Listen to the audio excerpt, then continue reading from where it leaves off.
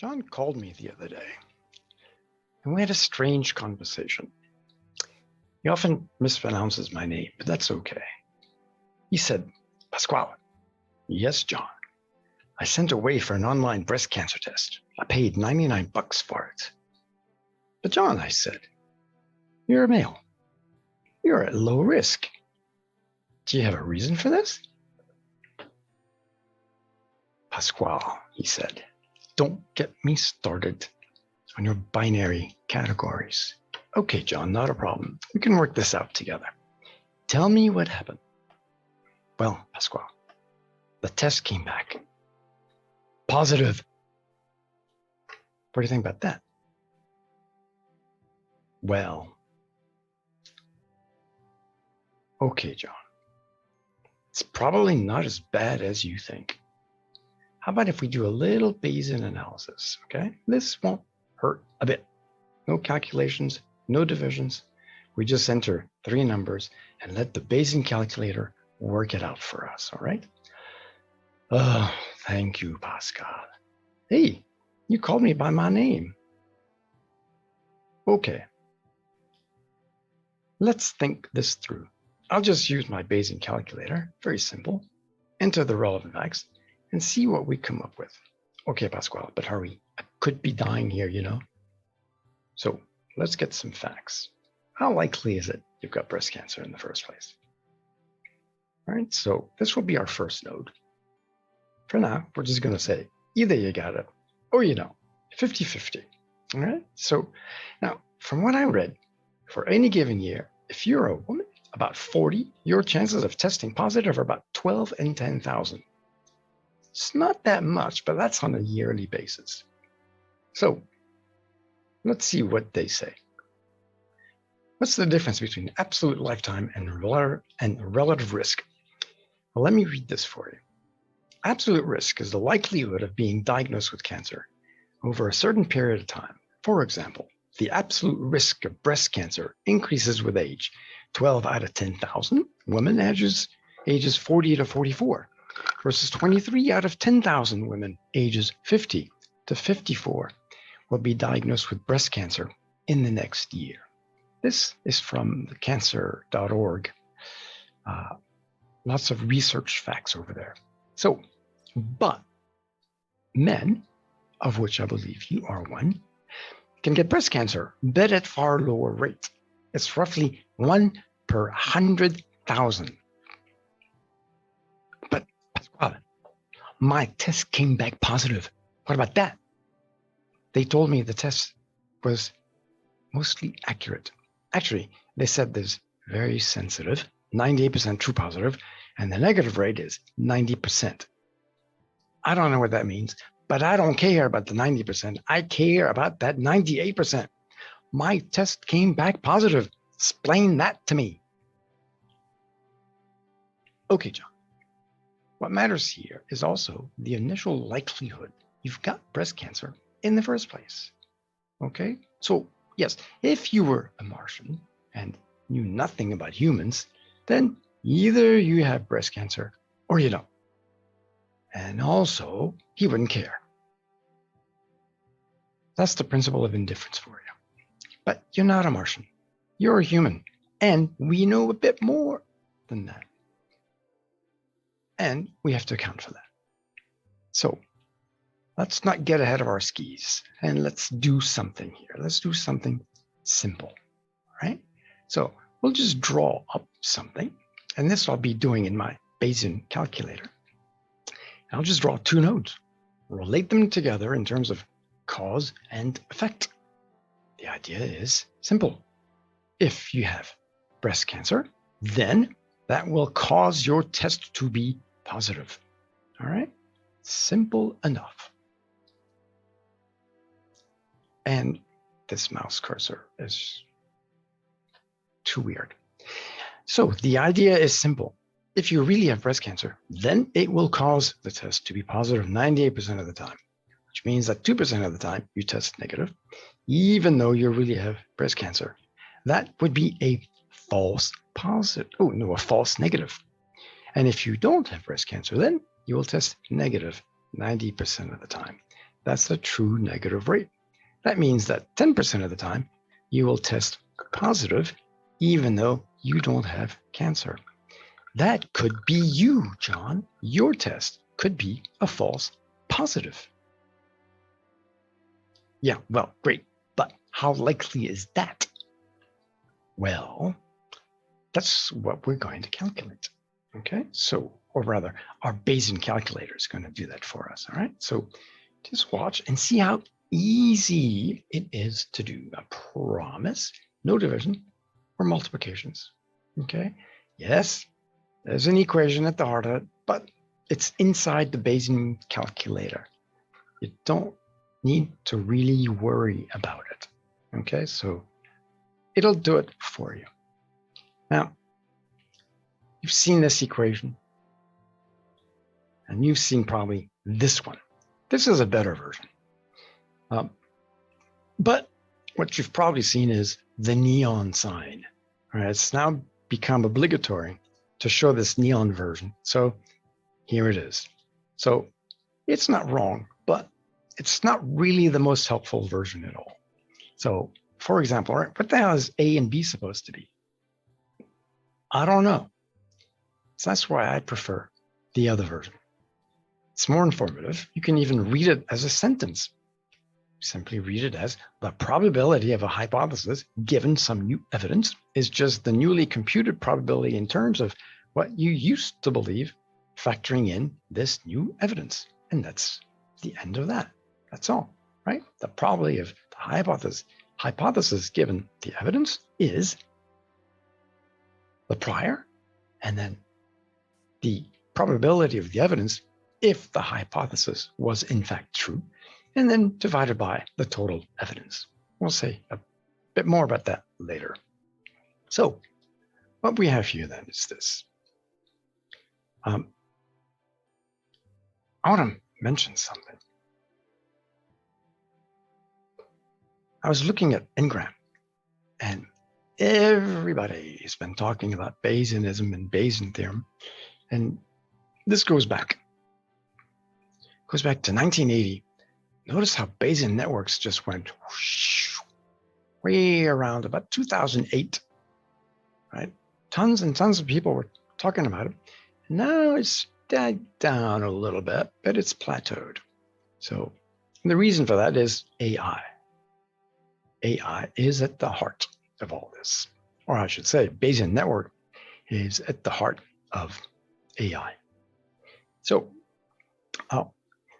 Bayesian networks on the down swing here, but over here we've got Bayesianism on the upswing again. So this is according to Google Ngram Viewer, a very cool application. So anyway, let's go on. So the lovely thing about the Bayesian calculator is that there's nothing for us to compute. We just give the right numbers and it does the rest. Now, of course, it means having to figure out where the numbers go, but that's easy. Trust me. It just implements that equation above that we just saw, and that's it. Nothing more and nothing less. Well, that's all very well, Pasquale, but the bottom line for me, do I have breast cancer or not? Okay, John, let me do this slowly, all right? So I'm going to fill in some numbers. Okay, the very first thing is this. So you've told me, right, that the true positive rate is 98% and the true negative rate is 90%. So I'm just going to fill that in my table, and I'll show you in a minute, but this is what's going to be the result. And this simply says, if you have breast cancer, well, then the test is 98% going to return the verdict. 2% of the time, it's going to give you the false negative verdict. If you don't have breast cancer, then the test will 90% of the time tell you you don't have breast cancer. 10% of the time, it's going to tell you that you've got it, even though you don't. And that's the thing. You might be in that number. So right? So that's 2 of the 3 numbers that we need. We've got the 98%, we got the 90%, and there's one more thing to enter. Remember what we said, right? We read about the prevalence of breast cancer in men, and it's pretty low, about 1 in 100,000. So we can enter that in, but I'm going to give you the benefit of the doubt. Okay, I'm going to do this. Let's say that maybe you're in a higher risk group than we think, right? You think you're so special, so maybe you are special. So we'll just say, guys like you have a 1 in 1,000 chance. All right, that's crazy. Let me show you what I did. Let me show you how this Bayesian calculator works. All right, so all I did here is I've got this node, breast cancer. Do you have breast cancer? And I entered in 2 states. Either you've got it or you don't, for now. Okay, and then the test is, well, either positive or negative. So for now, we don't have any information.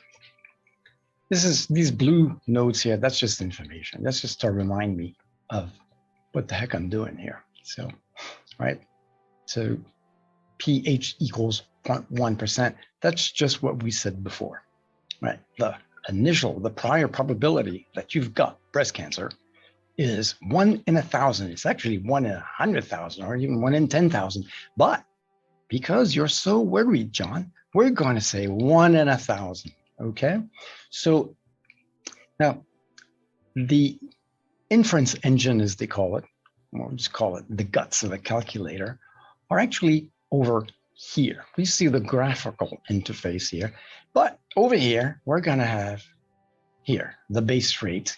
Well, the base rate is what? 0.1. Okay, well, I'm just going to put 0.1. Okay, I'm going to say 0.1. And remember, I said I'm just going to enter. All I'm going to do is enter 3 numbers. That's the first one. Okay, I'm not even going to put 99.9 over here because I'm just going to say apply. And should Netica fill in? Yes, yes, yes, please. There we go. Okay, so now we got 0.1 and 99.9. And that corresponds to this. We got pH, probability of the hypothesis, and this is the probability of negation of the hypothesis. Now, but we need to do something. We need to do something. We've got the test here, and we said, well, the test is either positive or negative, and we've got it over here, positive or negative. But hang on, we need to represent something, namely the link between this and that. We need a causal link. Oh, well, then we go here, we take this little add link, and we go from here to here. Ah, and notice over here, right? We got, okay, breast cancer, either you got it or you don't. And then, well, the test is either positive or negative. And we learned the following, that the test is positive given you've got cancer is 98% of the time correct. Okay, well then this is the second number. We'll just put, I'll just put 98, okay? And then it says, okay, but 90% of the time, if you don't have cancer, then the test returns a negative 90% of the time, okay? So what it means is that the test is not perfect, right? No test is in fact perfect. So if you got it, well, at least it's gonna give you 98% of the time a true positive.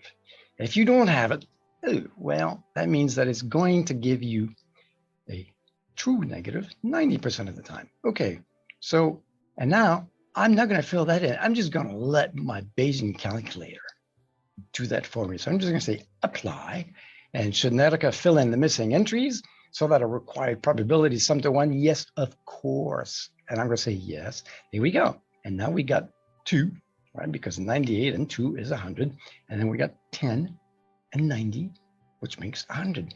So what this says, by the way, is, well, if you don't have breast cancer, you could still 10% of the time get a positive test. And maybe, John, just maybe, that's what happened to you.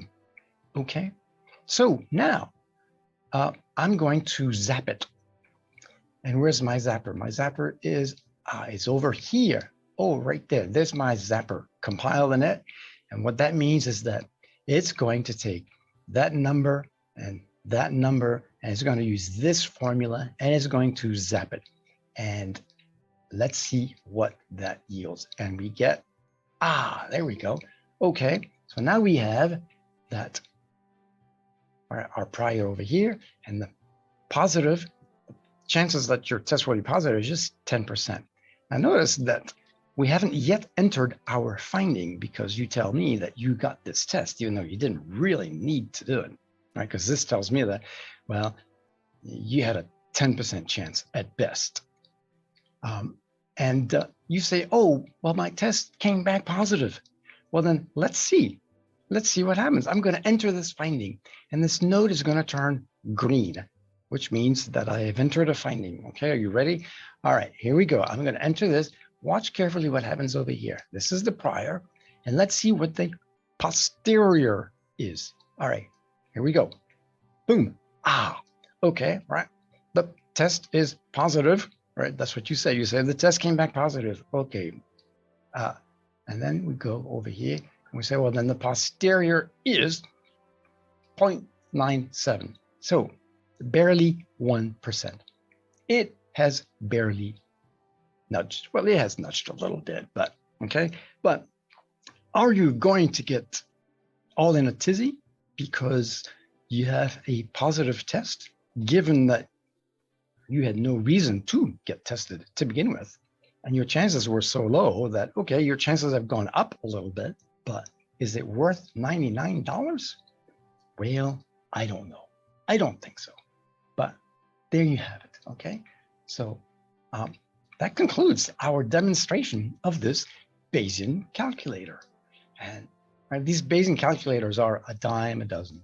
Right? I'm using something called Netica, but there's all kinds of Bayesian calculators out there, which all they do, you make a node and you make another node, and then you link them with a causal arrow, and inside is this formula, and it does everything for you. All you need is this number, the base rate, and then the positive and the negative, and that's it. 3 numbers, done. Okay.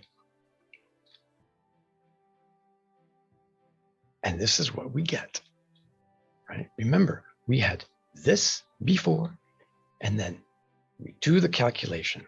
And what do we get? We get 0.97, right? I said, I entered the fact that your test was positive, and it calculated 0.97. So there you have it, John. You've gone from a prior probability of 1 in 1,000, got a positive test, got worried, and the result is that you don't even have a 1% chance of actually having breast cancer. Do you feel better now? Pasquale, how do I get my money back? What's that noise? There's someone at your door?